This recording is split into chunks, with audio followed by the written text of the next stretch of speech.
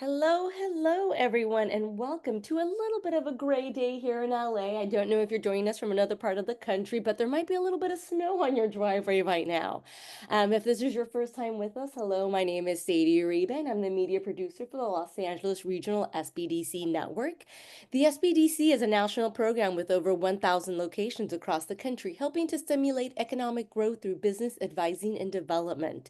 The LASPDC offers no-cost services through funding provided by the U.S. Small Business Administration, SBA, and from the California Office of the Small Business Advocate. It's your tax dollars at work. The Los Angeles Regional SBDC Network operates 7 service locations throughout Los Angeles, Santa Barbara, and Ventura counties. Our services are also offered virtually. We are here to help. We empower small business owners by offering tailored solutions through personalized one-on-one business advising, cutting-edge workshops, and comprehensive programs, all provided at no cost. We are dedicated to supporting your entrepreneurial journey every step of the way. Lori, as you can tell, I had a little extra trill in my voice there because I am very excited for today's webinar. I'm giddy about it. I am too. I am too. And welcome everybody. Welcome to the show. So glad to have you here. I'm going to go through my intro rather quickly because I want to have all time available to our guest today because we do have a special show today. So let's get through the usual. As you know, I'm always going to urge you to get in my financial literacy sessions, know your number, know what legal structure that you're in, know what tax structure in. So much of this is so important. And as it came to filling out grants and filling out loans with the recent fire disaster, many have learned that not having the knowledge of their legal structure and how they're taxed and their tax returns has become problematic. So I can't speak enough to how important this information is.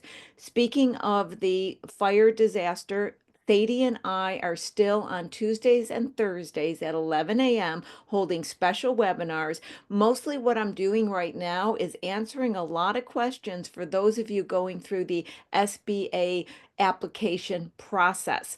As you go through it, you run into different questions, different issues. If you get a denial letter, I'm answering the questions in that capacity Tuesdays and Thursdays. And here's a quick shout out. Okay, shout out. I was talking to Sadie earlier.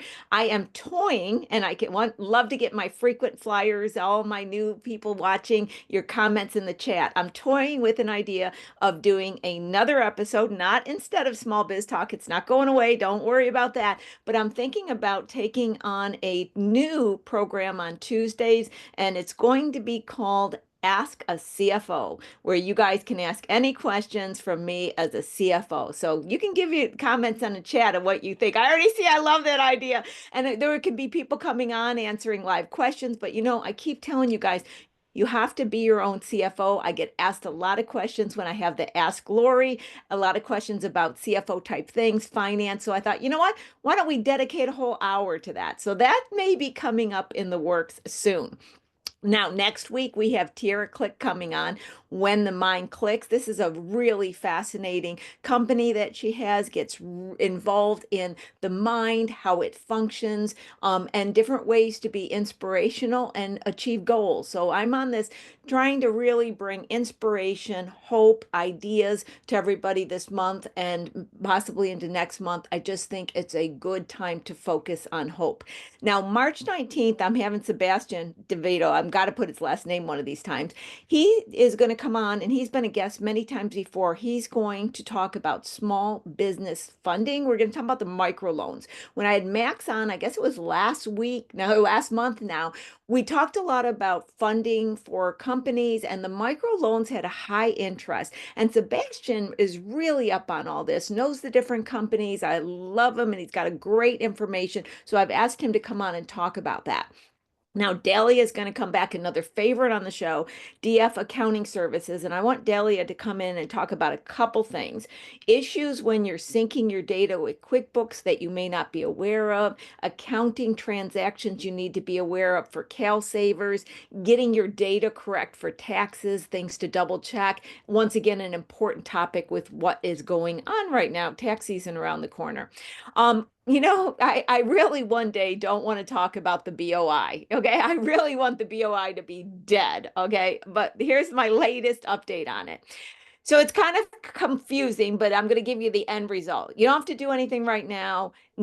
Maybe perhaps at next March, the deadline may be there again. Maybe perhaps not. So what's happening is they've extended the deadline, but in the meantime, they're going to do an interim final rule that extends BOI reporting deadlines. And I also understand that there's some talk about small companies and if they're going to be involved, do they have to report? So I would say if you haven't done it yet, you don't have to. And I will be up to date on this. So as of right now, it's back into discussions. I think that is the best way to talk about the BOI. It's back in discussions. I have never seen any legislation be born and die as many times as I had on the BOI. I get confused on it, and I had some people asking me, so I thought I better give an update.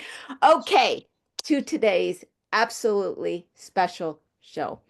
It is with my great honor that I have Dr. Keith Marshall. Dr. Keith Marshall earned a Doctor of Clinical Psychology degree from the Chicago School of Professional Psychology, both a bachelor's and master degree in human development from Pacific Oaks College, and a certificate in board governance from the University of Pennsylvania's Wharton School, Artisy Institute of Executive Education. In addition, he has 3 professional certifications in addictions treatment, counseling, and 2 professional certifications by the National Anger Management Association.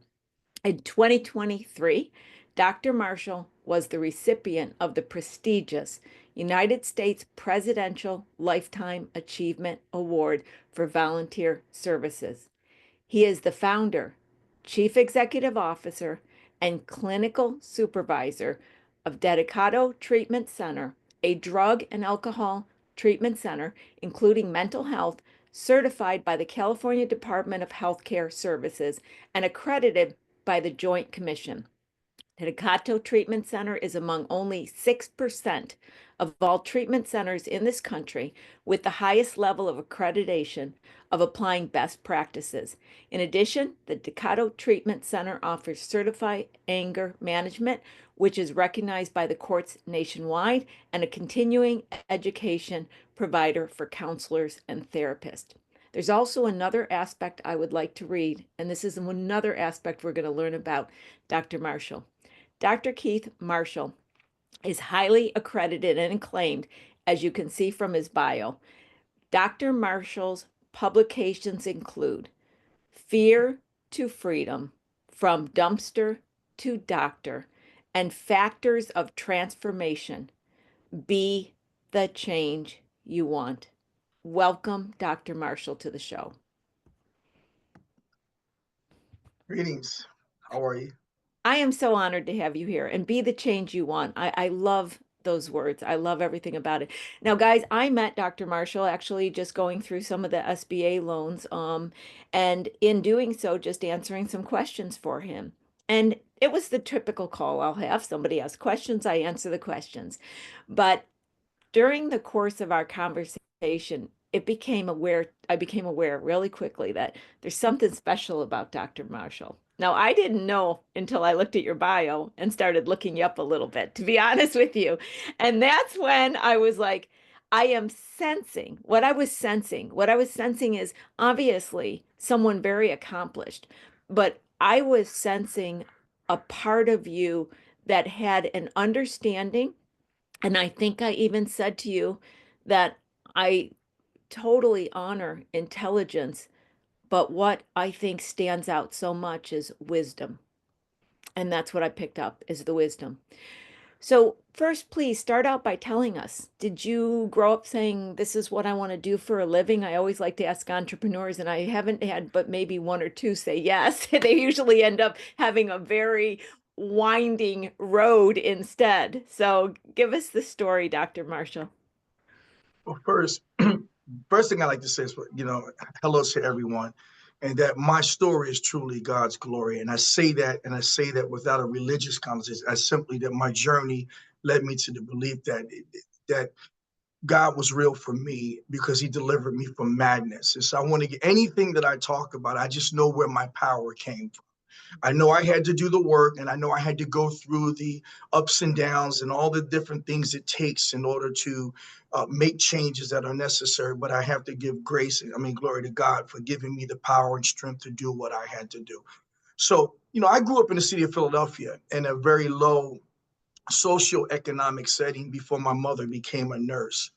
And as a child in the city of Philadelphia, when I study human development, I learned so much of the mind of a child. And then, you got to remember the mind of a child. We can't see past what we see past. We're very egocentric, all of us. All children are born because it's all about the feelings and emotions that we feel and how we behave and act just based on those feelings, not principles at that time. We can't conceptualize or put in perspective the adult world.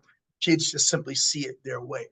And so my internal world as a child, I was a very disturbed child in the sense that I was abused physically and sexually and physically abused as a kid, which really, without knowing then, it was creating an imprint for me of low self-worth, low self-esteem. Um, I had a very, very distorted perception of myself, meaning that I didn't think I was good enough or worthy. And so all this was going on. And let me also make this other disclaimer. Everyone that has ever hurt me in my life has been fully, and I want to say it and emphasize it again, fully, fully, fully, fully forgiven. I hold nothing against anyone who has ever hurt me. I recognize the human condition. I've been able to resolve it and realize that my growth in life was about me not only forgiving and working through those resolutions, truly understanding that my life has to move forward because unforgiveness hurts me, not the person that hurt me. Right. Yeah. So I just want to make that very clear because you can't grow if we can't learn how to resolve in the past. What has happened has happened. Now, make it long story. So as I grew up as a kid, I had an inferiority complex, something I always wanted to fit in, didn't feel like I was ever good enough. I was an athlete as a kid. My mother and I had two brothers, and we were all in sports. So technically, I have a cousin right now. His name is Bryce Young. He's the #1 draft pick. He was a Heisman Trophy winner. Ironically, I have another cousin named Harkey. He played for the Rams. I have another cousin, my brother's nephew, who played in the Canadian Football League. And so I had football dreams when I was a kid, right? And I was really good as an athlete. So football was a way that I could take out without never knowing. And people thought I was a good player, but I was just a mean, nasty little kid because I didn't know what to do with the energy of always being abused by my stepfather. And that's in my book, Fear to Freedom, From Dumpster to Doctor. I talk about those psychosocial stages. It's not a bashing book. It's a book that talks about how the pain pushed me to the power to meet the purpose and the plan that was outlaid for my life. So I was a good football player, and me and my brothers were seen as good athletes. So when I didn't go through the role identity, role confusion stuff, I was pretty popular in high school because me and my brother were just great athletes. So we had the attention, and in a way that helped me deviate from the gangs of Philadelphia that I was around. And I did do a little bit of the gang stuff. I got caught up in it, but because I could run and I had a mean demeanor, and it was in football, they thought I was mean. But I found that I was just angry, and so it was the easiest way to take it out on somebody was to play football. So I had NFL football dreams. I used to carry my football and sleep with my ball when I was a kid. Making a long story short, as my mother divorced, she got her nursing license, and we went from one socioeconomic setting to another. So I went from being very poor and seeing the things that are around poverty to like a middle class life, but I had already grown up 16 years. So what I had come from was already in me. So, they say sometimes you can take a person out the hood, but you can't take the hood out the person. Well, there's an element of truth to that, meaning that I still the cultural foundation wasn't all bad because some of that gave me the ability to be resilient without even knowing it. It gave me the survival skills without even knowing it. It gave me the ability to tough it out, if you will, because we had to do that. So when mom moved into Mount Airy of Philadelphia, which is a middle-class neighborhood because she had a nursing license, I had already had 16 years in a setting and around people that kind of give you the tough skin, whether you like it or not. It's because either the neighborhood's going to break you or you're going to live in it and break through and get through. And so I went to Temple University. I was also, for some reason, I was always able to, mom was real focused lady to make us do our homework, and there's things that you couldn't do. And the step-pop kept us in line. My dad was around my life too, but my stepfather had a more dominating effect. And so I would get the work done, but somehow I graduated with honors from high school, from Germantown High School, same place that Bill Cosby went to, by the way. And also Herman Fraser was a great Olympian. So I got to on the campus of Temple University, and I had broken my leg playing football. And when I broke my leg, it was a game I was in, and I had about 12 catches. Anybody know about football? I had 12 catches in the first quarter, 100 something yards in the first quarter. And so when my quarterback got in trouble in the second quarter, I veered out. I went to him, and this is going to lead somewhere. I caught the ball, but as I was coming down, somebody grabbed my leg, and because I was catching so much, they wanted to break me down. They actually twisted me around on my leg, and I broke 3 bones in one leg, and it devastated me. I really lived and breathed football. I thought it was my way out. But, I also had a false ego. So I wanted to be, don't you know who you think I am? And all that came from the low self-worth and low self-esteem.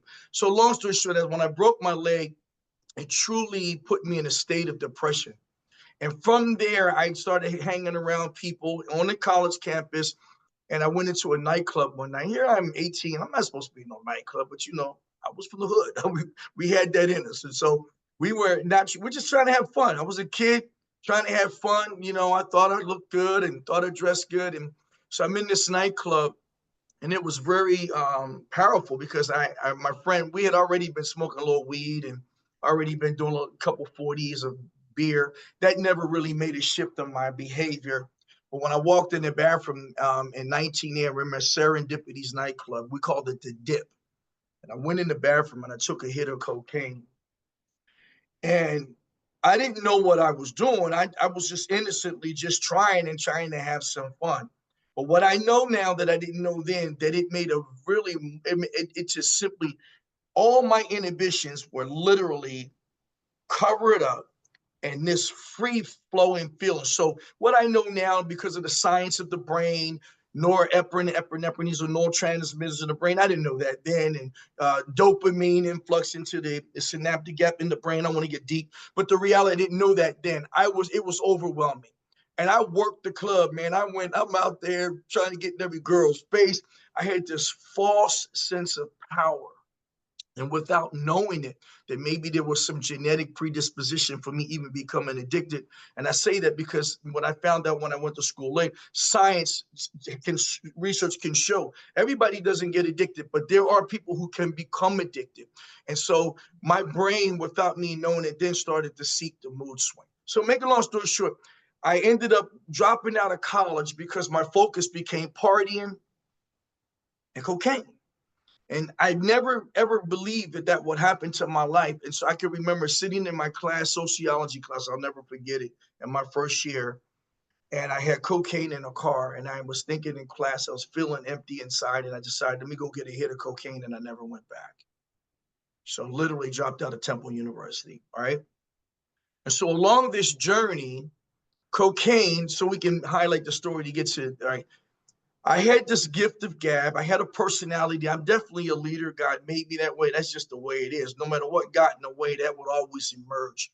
I always had this ability to connect with people because I really love people, but a lot of times I was blocked from being able to be who I am. I don't like to see people hurt. I always had a heart for people. Even when I was mean on the football field, that was a place I could regulate it and get away with it, but I still really never wanted to see people hurt. So I'm hurting all these years. I'm getting these great jobs in housekeeping. When I say as a manager, so I was cleaning one building in school. And so I went to the manager and I told her, look, since they were going to lay me off, could you give me a reference that I was a manager here? So I'm applying for a manager at another place. She said, well, all right, well, I'll do that for you. So I was talking to her. She was one of them girls in the office. And so she covered for me, somebody I had been dating. And so she gave a reference that I was a manager and I had been a housekeeper. And so I got hired as a housekeeping supervisor And eventually that director of housekeeping got sick. And so I was a housekeeping laundry supervisor because I went to the manager and I said, look, I can do both jobs. Just give me a chance. And that's so my career in management actually started there. And some of these organizations sent me to school to understand communication, understand leadership. So I had this going on while I was trying to navigate and negotiate around a cocaine habit. But eventually cocaine won out. So I was getting these great management jobs, getting great companies like ARA Services, Hahnemann University Hospital, University of Pennsylvania. So when I went back to University of Pennsylvania, these places where they were giving me this training without a college degree to pretty much refine leadership skills. So it was already built in, but I was being reaffirmed in how to connect with people. And so cocaine eventually won out, and then I became so cocaine, let me just sum it up in the cocaine journey. Cocaine, I was shot in the head, point blank range, and my wife could attest to that. They thought I was going to die. I was shot in the head. I'm saying these are the ramifications and consequences of being in that negative drug culture. Cocaine led me to 25 drug programs. I completed them all. And I'll tell you how I got delivered. I was going to church avidly. Literally, I would smoke and pray because I'm really, God, please get this off me. I don't want this no more. I could not find the resolve. And I can remember going to churches and getting baptized. Oh, I was doing anything I could, asking the Creator to please remove this addiction from me. I had gone in and out of jail. I had gone, the jail was always related to stealing in places like, and that, and if people here judging, just understand people who become addicted often don't know it, don't want to be it. But I'm getting ready to give you a story because we can also overcome. So don't judge me yet. All right. So I'm lying and I'm stealing and I'm cheating. I'm living this life that my mother didn't raise me to be, but this cocaine and this drug addiction was taking over and took over my life. I started sleeping behind dumpsters and abandoned buildings. I would sell everything that I had. This is during the crack era in the 90s. I went in over 26 drug programs and I completed them all. Like I said, I've been in and out of jail for 2 years, in and out of jail for burglary, stealing in Target stores and things like that, trying to, uh, feed the frenzy, if you will. I was stabbed 17 times and thrown out of a second floor crack house and laid for death. Beat down with baseball bats. So I told you I got shot in the head point blank with a 38 caliber, but I also had a gun pointed to me and fired and misfired. There were so many this is my book, these whispers that would save my life. Or I can remember, just to give me one incident where I was standing behind a car and as this guy is coming to me, he's got something wrapped around his arm, and something told me that it was something wrong with it. So I just heard this voice. I didn't know where it came. It said, "Don't identify yourself." It was real crazy because my friend was there. I said, "Did you just say something?" He said, "No." So the guy walks toward me. I'll give you an idea of how the sick world I was in. He put this thing to my gut and he said, "Are you Keith?" And I said, "No, I'm not." And he said, "You sure you're not Keith?" It was related to an incident early a few days before. I don't want to get into it. And it's my intuitive nature or whatever I thought I heard actually saved my life. I found out 2 days later, this guy was a big time drug dealer in Philadelphia. He had a shotgun and he was getting ready to blow me away based on an incident that had a few days earlier when I got into an argument with one of his so-called cronies that worked for him. And I was able to escape it. But there's many stories like that, whispers and dreams that would come to me along the way. So long story short, in early 2000, after all the rehabs, jail, I had a felony on my record. All these things happened to me. Also, at the end of that journey, before I got free, I became a certified professional fitness trainer. I was trying to hustle, trying to find ways to make money. In between time, living behind dumpsters. I met my wife, Lily, my second wife, actually, in the 90s. And I tried to hide that from her, but she revealed by the grace of God, she's been with me now 32 years coming up. And so she had to put up with a lot of that. And I need to make this disclaimer. Along that journey, I have 14 children. And 7 of them, I was the deadbeat dad. And I will own that because I was very selfish and self-centered, driven by fear and this addiction. But just say it again, but I made all that right. So we're going to get it right. I went back after I got clean and so, but I'll get to that. Of the 14, I have 10 sons. I have 4 daughters. I have 12 grandchildren, 7 grandsons, and 5 granddaughters. I know them all. We're all together because I did raise 7 of my kids when I got raised. So during this time, and yes, there's a few baby mamas in there, right? And we're all close today. I was very full flight from reality. If you're judging me, it's not about the journey, it's what we learn from it. I believe I'm blessed, but God, my kids love me. And by the way, let me say this, there's 19 college degrees among these children.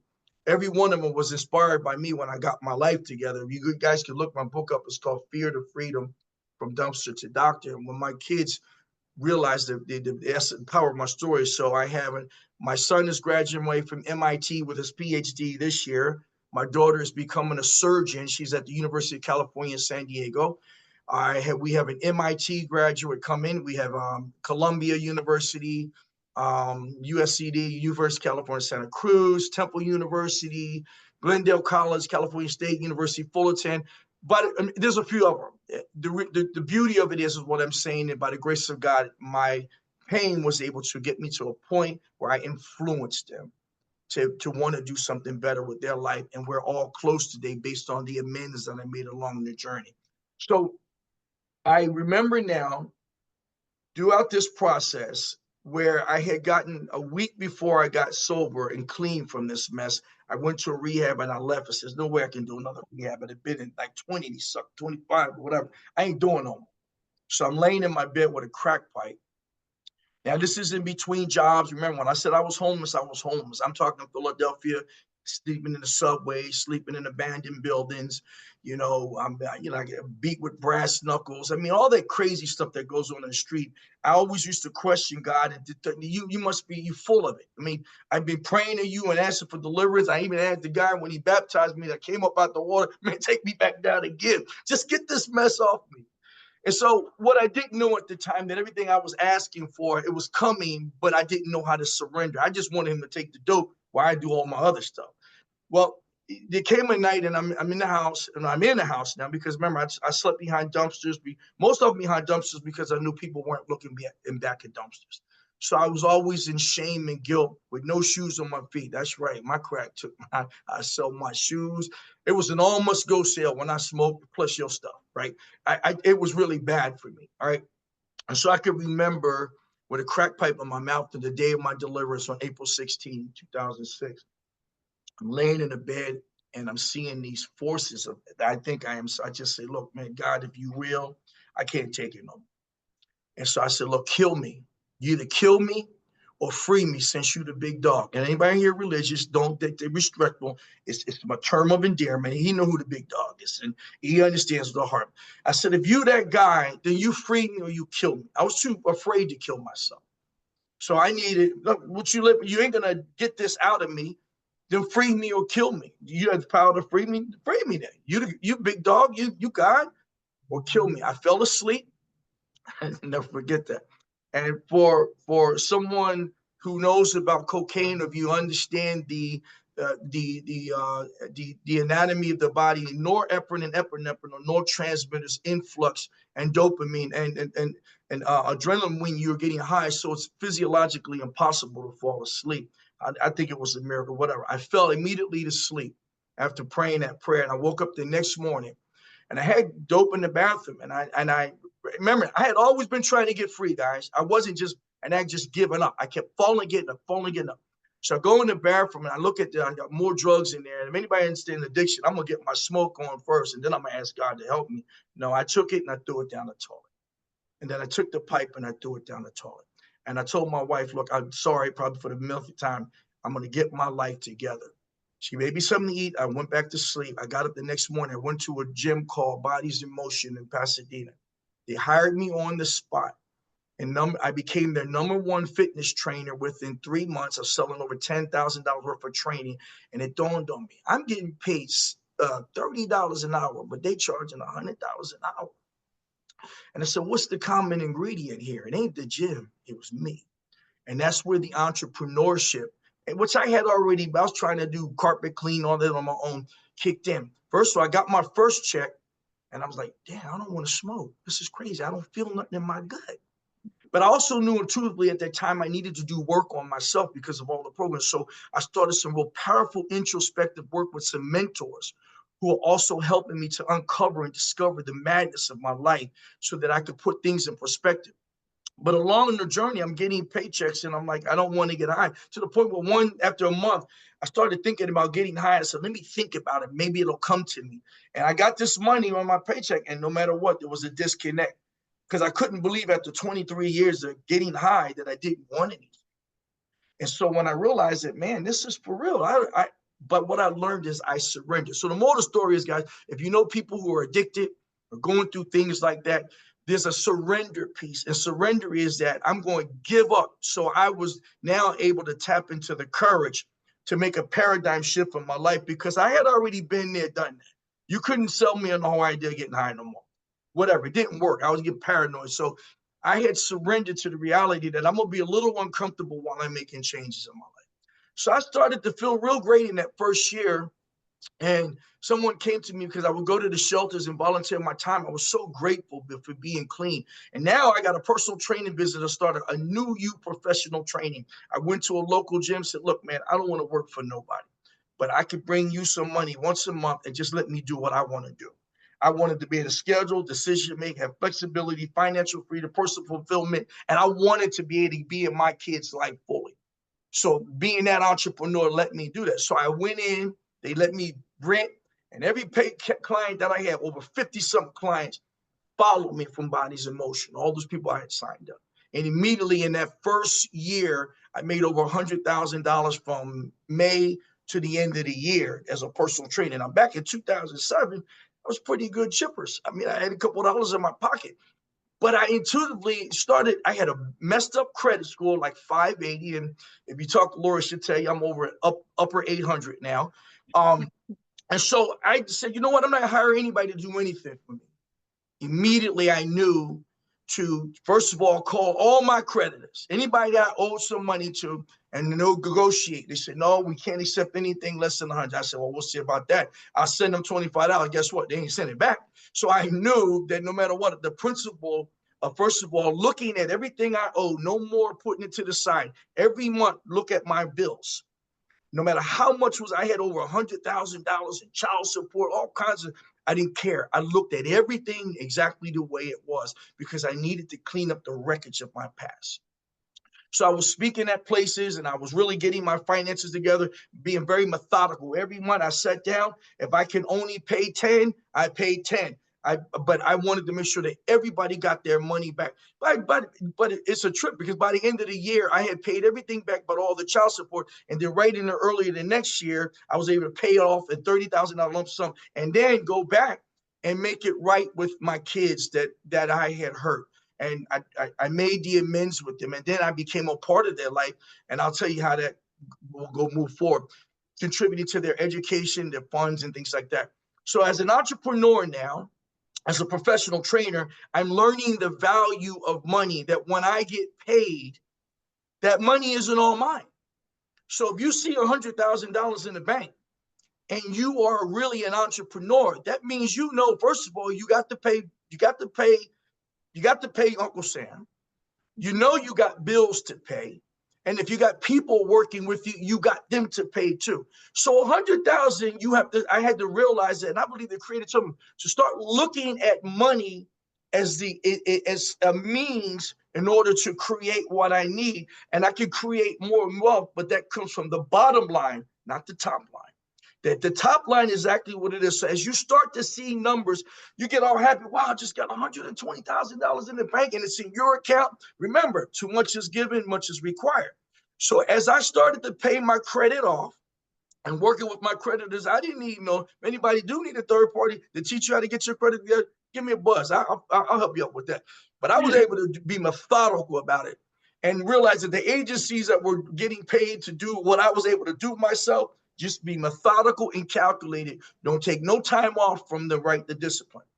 So somebody told me at the end of the year, Keith, why don't you go back to school? Because I'm speaking and I'm blessing people. Well, I'm being a blessing. I ain't blessed. I'm being a blessing to people, lifting their spirits. I'm going back to shelters, and I'm going back to places where in Skid Row, where I was so grateful that I had my life. And so said, man, why don't you go back to school? And I said, man, you have some charisma and you got a story. And I said, man, go back to school. I was 42. I'm 62, guys. Just in case. 42 years old. What am I going to go back to school and do what? All that time I lost. I went to the Pasadena police, passed the police test. I was at the top candidate of 100, and they said no, because your credit was bad. Well, I said, well, I could definitely be a good undercover offer for sure. Let me get my credit together. What part of smoking dope you don't get? I messed up. I was cocky. So when they said no, God obviously didn't want me to go that path. And so I applied for Glendale. My mentor said, man, look, you know how you swim? You got to get in the water, right? So, all right, you got some credits. Maybe they'll take the credits you had at Temple, which was only a half a semester.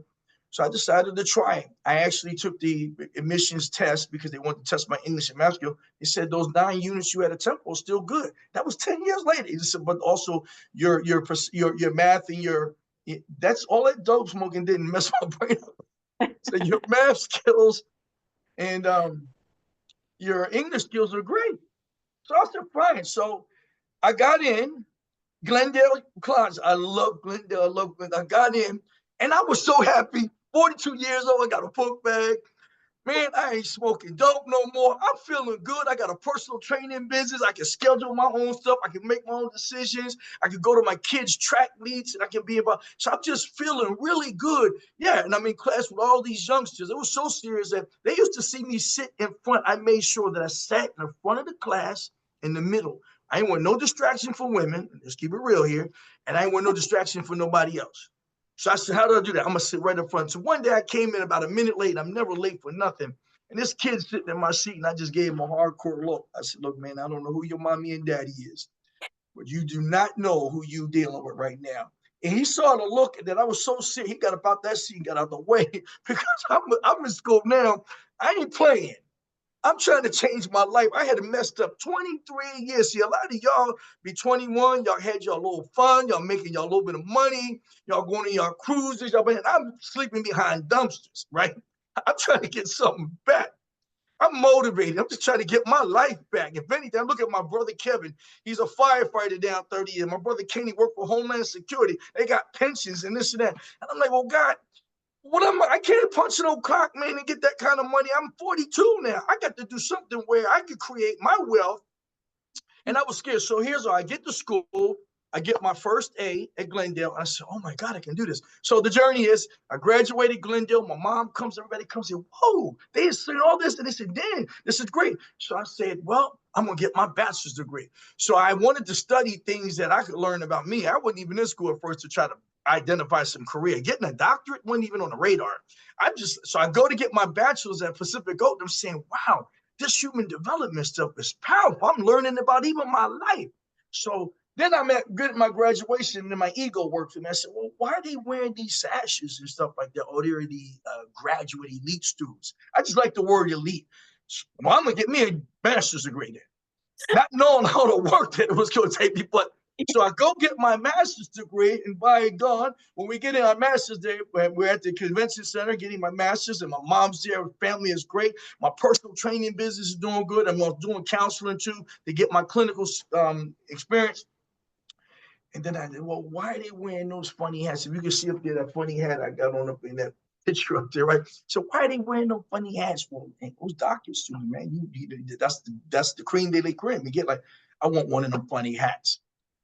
Not recognizing what I was getting ready to step into. They said only 2% of the entire country got a doctorate degree. And I'm like, oh my God, that scared the hell out of me. And then I wanted to go to master's because I didn't want to do a dissertation. Anybody know what a dissertation is? A research project that you have to do to, I guess, validate yourself in the science of it all, credibility. And then you got to go through a very scrutinizing plagiarism process to make sure that your data is original and to contribute. And so it was a lot of work, and I wanted to give up. I cried and I kept going, but I graduated, just so that you know, by the grace of God, not that I'm so smart, I was just committed, 4.0 all the way through school.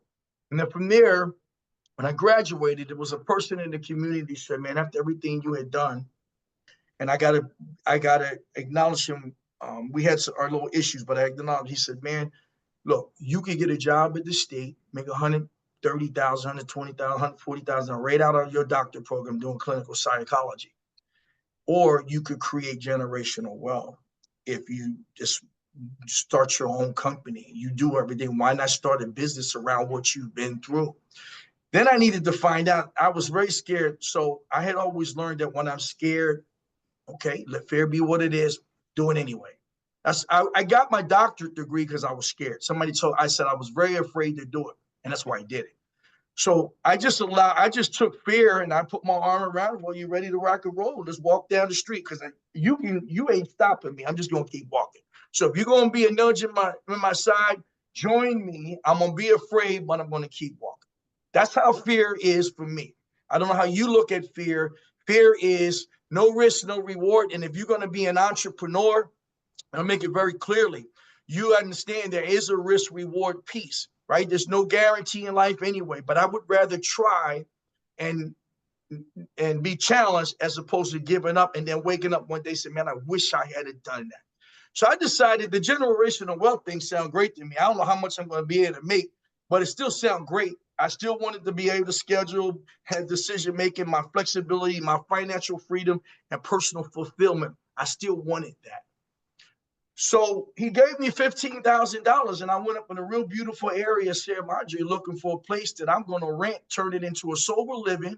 I don't know where the pay people are going to come from right away, but by the grace of God, he gave me that money. They gave me at least, but at this time, my credit score was over 700. I had, credit is good at this time. And it showed me the value of a dollar, showed me the value of your name.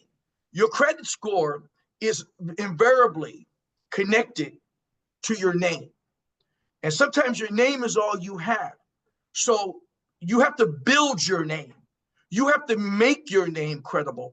Credit don't just get bad. Yes, we can go on hard times, but if you communicate while you're in hard times with your creditors, there may be ways to save those things that can impact the score. So what I'm saying is there's really no excuse to ruin your credit and just be in a temporary thing, meaning I'm going to rob Peter and Paul right now. I worry about that credit later. No, you will worry about it later because so many people are now going to assess your character. And it's unfortunate.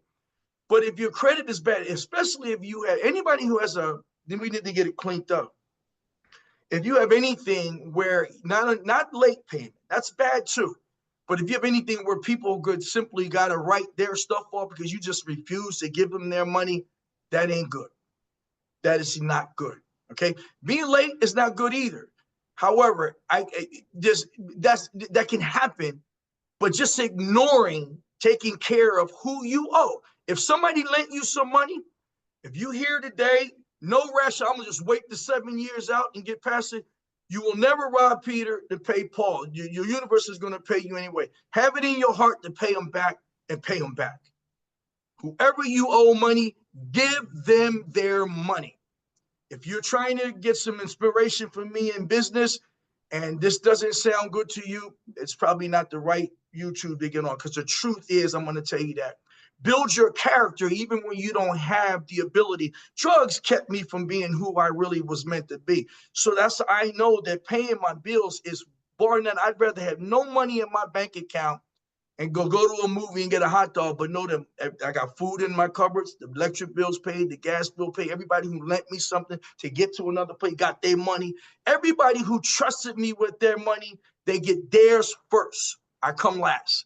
If you're an entrepreneur, come last, but you still are first, because if you take care of everybody and you do the right thing for everybody, you're last that you think, but eventually your profit goes up and then you get to indulge, if you will, and some of the things that you like and enjoy some of the spices of life. But don't think instant. You got to understand it's a journey, right?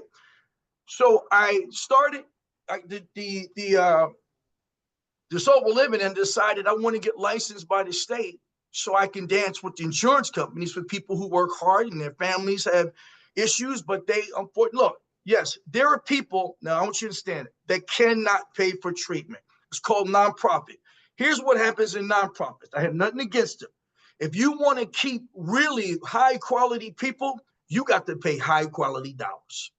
It's as simple as that. Everybody has some sort of American dream, and don't nobody in here floss with me. You know what I mean? Everybody want to make enough money to do some of the things you want to do. Some of our dreams are unrealistic, but in realistic value, I think we can all connect it. We want to do well in our lives so we can eat and create opportunities to enjoy and have some fun. Let's keep it real here. Everybody ain't here because they want to work so hard and scratch out $1.15, 15 cent out of, $1 out of 15 cent and be miserable. That's a lie. Get out of here. That's not true. We all want to make a living. And I ain't going to be mad that I dance with insurance companies that help people, because the people that can't afford it, but they work hard and get insurance, I can help them and I can charge them for, look, I went to 9-10 years of school. You know what I mean? I'm never going to apologize for wanting to earn a living. And if you are, that's a shame on you. I would do it for free. We're part of the Volunteer Lifetime Achievement Award. You didn't understand. Biden, I got it with Donnie McClurkin, a famous artist, and rest in peace, Louis Gossett Jr. I talked to him on the phone all the time. We got the award together. So I do volunteer. I do give back. I have also, this is another principle of your business. If you respect what you're doing, I always tell people, let the first fruit of everything you have go to something outside of you. I'm not talking about going to church, giving 10%. Just have a heart to give. So I align myself with St. Jude Research. Why? Because I know that they're trying to help children. So if there's children in there getting treatment for free, and there's the family members who can't afford it, they're also being treated high quality. And I got $1, $10, $1,000, and you give me a couple million to give them that going to them, I can sleep good because I know that it's not all about me. So I've aligned with St. Jude. I align with the Los Angeles Mission for homeless adults who they do some really good work. I go to the Salvation Army every week without fail to speak to 125 to 130 guys a week. Of course, I'll be there tomorrow. I align with them, and meaning that I want to be able to give. So just symbolically, the very first check I write at the month goes to these organizations before anybody get anything from me. That is now, Dr. Marshall, I don't want to interrupt, but I want to make sure we get a couple questions in before the end. All right, go ahead. Okay. All right. Oh, yeah, I can talk, guys. Okay, good. First of all, thank you for sharing that story. I can't imagine anybody in the audience wasn't touched as I was. There was times that I just forgot I was even here as the host and just was so engaged in the story. It's amazing. I think no matter what we've been through, we all can relate to some degree. And there's just, there's so many questions I can ask with the allotted time. I will fail to ask the right ones, I'm sure. But I have a couple questions that I think everybody might have on their mind. How do we create resiliency? Entrepreneurs need to be resilient. You mentioned the word resilient. Before we even spoke today, I have been, as you know, working with so many harmed with the fires. That word resilient has been on my mind, and I know I've had to create resiliency in myself. To everybody in our audience, within their own specific situations, what do you think are the main keys to creating resiliency within one person? I have two things I could say. Yep. Just because you feel like doing something, don't mean you should do it. And just because you don't feel like doing something, don't mean you shouldn't. For example, I went to school for what I did. Everybody's not going to get a doctorate degree. That doesn't make me a better classman. Somebody here might be a plumber and really love that craft. How do you do that? Then honor it. Not just honor it. Get certified, get certificates, learn and understand so that the passion and the intellect work together so that you're giving people the very best product. I like resiliency is that you embrace your fear, because resiliency doesn't manifest, right? Unless there's something fear-driven, that there's something fearful about it, and I push through. Pushing through manifests resiliency and perseverance. So you have to understand that you are going to be afraid. False evidence appearing real. Meaning, fear is simply seeing something that you believe is going to happen, not doing something because you believe something isn't going to happen or is going to happen, and you stay where you are, stagnant. You just have to understand that fear, I have a quote that says, let fear be what it is, but do not let fear determine who you are. When it doesn't determine who you are, which invariably means it stops you from becoming who you want to be, you become resilient as a result of walking through it, no matter what you're feeling from it. Absolutely. You know, I also picked up on what you said. You do things that you were afraid because you were afraid. I always said about myself, I was afraid of being afraid. So the minute I was afraid of something, I had to go and do it to remove that fear. And I think that fear is such a debilitator in so many people. But on that concept, this is another question because I hear it a lot from entrepreneurs as well as just in general conversation. Someone starts out their life, we all have these experiences, they get a belief in themselves. I'm not good enough, I'm not strong enough, I'm not smart enough, we can be enough all the way. They work their entire life to overcome this. And I see them in, I'm 60. I see them in their 60s, 70s, and 80s, and still saying, well, when I was a child, this happened, and never getting out of that mold, Dr. Marshall. I worked so hard to get out of this self-belief that I had was damaging. So, two thoughts. How much does what we believe about ourself impact our ability to succeed? And for those who are constantly struggling with the addiction of giving themselves negative self-worth, what can you say to them? Well, first thing, I'm not trying to sell a book, but I got to say, if you buy Factors of Transformation, Be the Change You Want, I cover 10 factors in life that are relevant for your mind, body, and spirit. And I promise you, it doesn't tell you what to do. At the end of each chapter, there's points to ponder, so you're the expert in your life. Now, the point I'm making is you got to remember every behavior is always an extension of conscious or subconscious thinking. People think when they feeling something, man, I just did it. No, we're never just doing anything. We can be calculated in our thinking. So when you walk in a room and you don't feel like you're good enough for this enough, you go in the bathroom, you're trying to clean yourself up, make it because you don't want to get rejected. It's not the room that has the problem. It's your lying to yourself. Because who taught you you were not? On this? But who taught you that you weren't good enough? It was the way that you received the world, internalized the world as you grew up. And if you're older and you're approaching 60, you're either going to have a good ego identity that's healthy, or you're going to be in despair to some degree because you're going to look back and say, no, I didn't do this and I didn't do that. And you're going to blame your mom, you're going to blame your dad, your Uncle Joe, all these things of blaming others because we so have a hard time looking at it. We look in the mirror, we have to realize that we are the creators of our own confusion often. We are the beginning and end of our own drama. And I know some people don't want to hear that because they've been blaming people for a long time.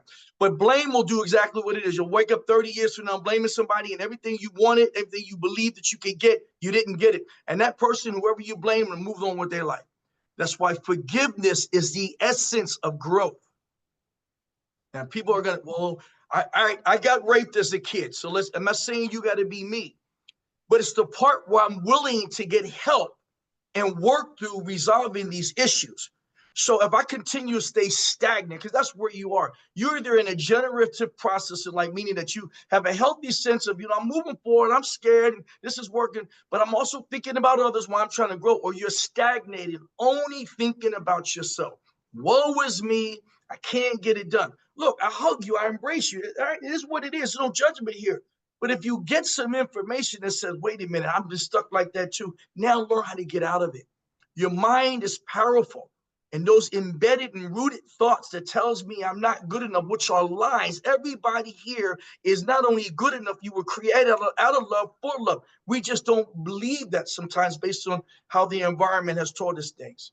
Yeah, very true. You speak of forgiveness, and one thing I learned probably took me till my 50s to learn. It's like I would look back and, okay, this happened to me and this is why, and I forgive and I forgive.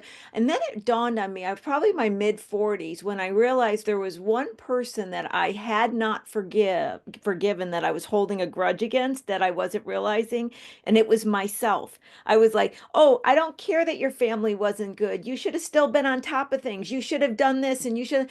I had not forgiven myself. And I kept saying, but I've forgiven everybody. I did this. I followed all the rules. And I don't know how it even came to me. But there was a time that I had to just be with myself and say, Lori, you did the best you could with the information you had at the time. Comment on that. I can see I'm touching something here. All right. So people talk about forgiving. So, all right. So the piece about forgiving others, you'll know you've forgiven others. Somebody gave me a little assignment. He said, everyone, the guy who shot me in the head, the drug dealers that beat me down, anger that I had towards mom, dad not being, all these different things. He said, get on your knees every night. And for 2 weeks, I know this goes against the human ego, pray for every good thing for that people that really, really, well, then what if they raped your kid? Or what? So listen, first of all, I need to make sure I give this disclaimer. I am not saying because I have learned to resolve and forgive that you need to resolve and forgive in agreement in how I did it. What I will strongly suggest first is that if there are some true traumatic experiences in your life that you hold resentment toward and are hard, just be willing to at least get help so you can learn to resolve it, even if you promise yourself you'll never forgive. That's all I'm saying. Just be willing. How I did it is my thing. I'm just saying stay willing, because forgiveness and unforgiveness. So self-forgiveness is always related to what you do to promote love that will show you love yourself. So what is self-forgiveness? We can say we forgive ourselves, and yet we can eat ourselves to death. We can say we forgive ourselves, but we don't pay our bills on time because we're just going to join some play with. But see, your behaviors have to line up in what you say. Doesn't mean you're perfect, but you can tell that you love yourself because you start to treat yourself right. You try to do what's good for your life in spite of what you feel. You do what it is that you truly need. Feelings are from thoughts too. So if your perceptions are distorted and you're acting on feelings, that is a cold place to be, because your feelings may be real to you, but may not be based on true, authentic thinking about what's realistically that I can do. So unforgiveness is associated also with behavior. The more I affirm the more I affirm, I mean, allow people to treat me wrong. And I mean, allow, you can set a boundary and be cool. You don't have to be a hole and set a boundary. You could be assertive, set a boundary and mean it. Not because look at me, because you don't deserve to be talked to the wrong way. You don't want to be stepped on the wrong way. Right? That's forgiving something. You're not allowing no more for people to violate you and hurt you. But you're assertive when you do it, not cocky and arrogant. That's number one. Number two, you start treating yourself better on purpose. I don't care if you got to give yourself a steak dinner or lobster dinner once a week, once a month. Get your hair cut, groom, do whatever it is that makes you feel good, not in spite of people, but in order to lift you. So part of forgiveness self is doing things that affirm you so that you don't need it from anyone else. You affirm yourself. If you had a dream of going back to school, stop dreaming and go. Leave the results up to what happens. If you read a book pretty much and you kind of read the material, more than likely you're going to pass. I promise you. The only reason why people fail at school is because they ain't focused on what they're doing. Okay? So forgiveness of self is associated with how you treat yourself and how you allow others to treat you. If you let someone talk to you bad, if you let people abuse you, you let people use you, you are not forgiving yourself. People who love themselves without being arrogant say, no, that's it. We did this before. Look, I was doing it too. So here's how I'm going to do this. I'm not going to talk to you the wrong way in the morning. If I make a mistake, I'm going to apologize. But guess what, partner? You're not going to talk to me this way either. So we're going to agree. So you got to remember, you got to give some too. But then if you keep letting people violate you, all you do is affirm the thing that you think about yourself is not worthy enough. So just remember that. You forgive yourself by treating yourself right. So we got 2 minutes left, and right. I want to put this last part out there.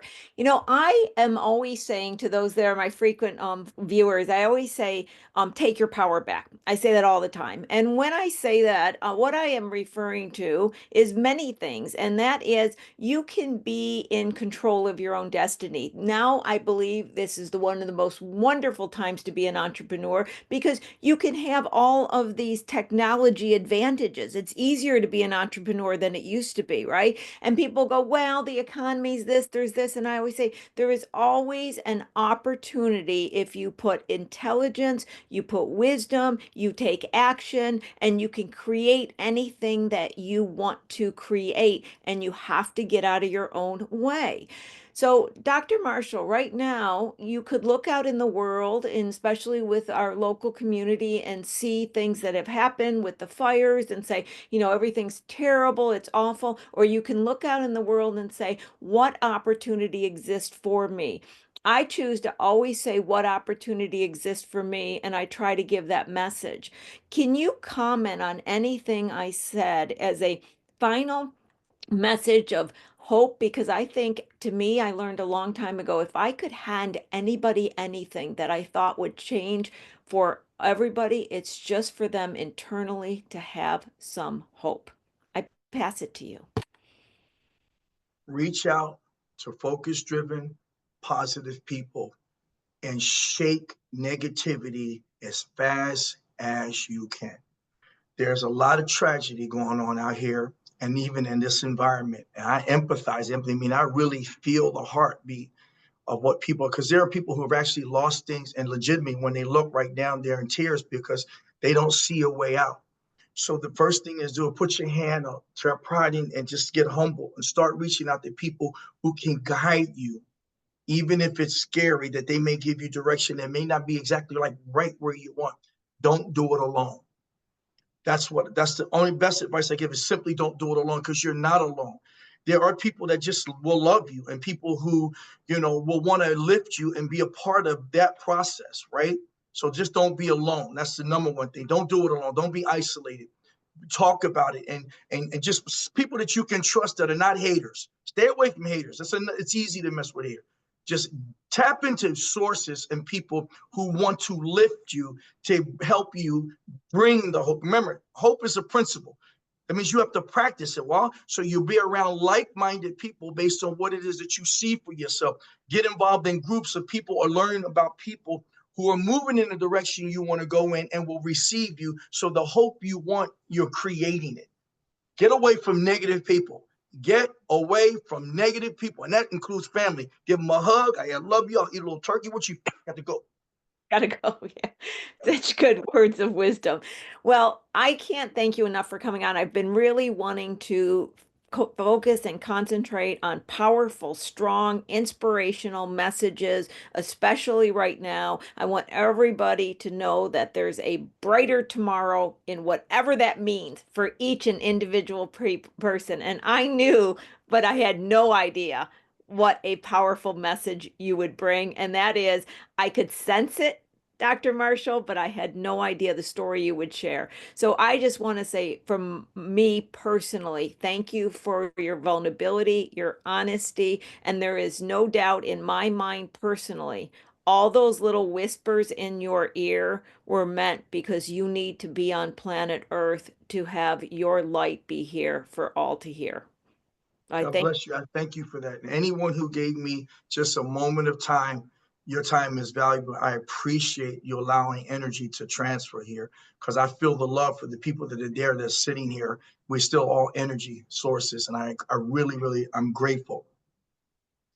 Sadie, I'm going to bring you back for any last comments. And I just want to make a statement out to everybody. Thank you for being here today. Oh, look at Dr. Marshall, look at the chat for a second if you can. There is just so many wonderful messages in it. I don't want you to miss seeing that. And thank you, Thank everybody. you, guys. Look at that. It warms My my heart heart. beating, my heart beating, my heart I beating. know, I know. I'm just looking and I saw it go so quickly. I was like, "Oh my God, the chat is completely alive." I Sadie, speak success on everybody. I do too. I totally do. Absolutely. Sadie, how are you doing? Yeah. Well, I think I have to just say Charles's statement is the statement I'm thinking. Wow. Like there was like that one moment where it's like, because normally the chat is like just going off is what I can describe. And I think all of us were just like riveted. I was like, and then what? And oh my goodness. And it's, I think what it really is for me, I think we can all take a different piece from this, but it's like people always have questions and then moving forward, like the doubts. I think it's the doubts and the fears. And it's like, it's all in your head. It's all in your head. So I think that we have a new theme that we're starting Small Biz Talk with next week. And it's like, if anybody feels as you cannot overcome any obstacles in your life to achieve your dream, Sadie and I are just going to say, I'm going to say, Sadie, put in the link.